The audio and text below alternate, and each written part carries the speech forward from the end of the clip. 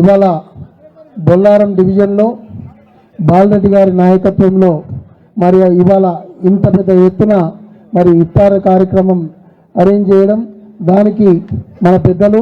మాజీ మంత్రివర్యులు మన ప్రియతమ నాయకులు శ్రీ తన్నీరు గారు రావడం,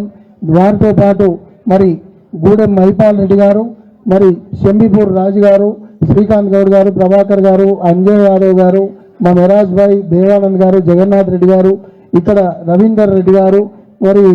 మెట్టు కుమార్ యాదవ్ గారు, ప్రభాకర్ గారు, గణేష్ గారు, నరసింహ గారు, ఇంకా వేదికలో చాలా మంది ఉన్నారు, పరమేష్ గారు, అందరూ వేదిక అలంకరించిన పెద్దలు, ఇక్కడికి విచ్చేసిన మైనార్టీ సోదరులందరికీ కూడా పేరు పేరున హృదయపూర్వకంగా ప్రెస్, ప్రింట్ మరియు ఎలక్ట్రానిక్ మీడియా వారికి కూడా హృదయపూర్వకంగా నమస్కారం తెలియజేసుకుంటూ, రంజాన్ శుభాకాంక్షలు తెలియజేసుకుంటూ, మరి రంజాన్ పవిత్ర మాసంలో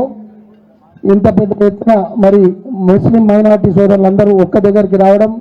మరి బీఆర్ఎస్ పార్టీ చేసిన పనులని గుర్తుంచుకొని మరి ఆశీర్వదిస్తాం, హరీష్ అన్నని ఆశీర్వదిస్తామని చెప్పి ఇంతమంది పెద్దలు ఇక్కడికి రావడం నిజంగా చాలా సంతోషంగా ఉంది. ఒకటే, మీరు ఉపవాసం ఉండి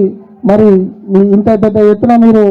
వస్తున్నారు కాబట్టి మరి అక్కడ ఇరాన్ మరియు ఇజ్రాయెల్ వార్ ఆగడం ఒకటి,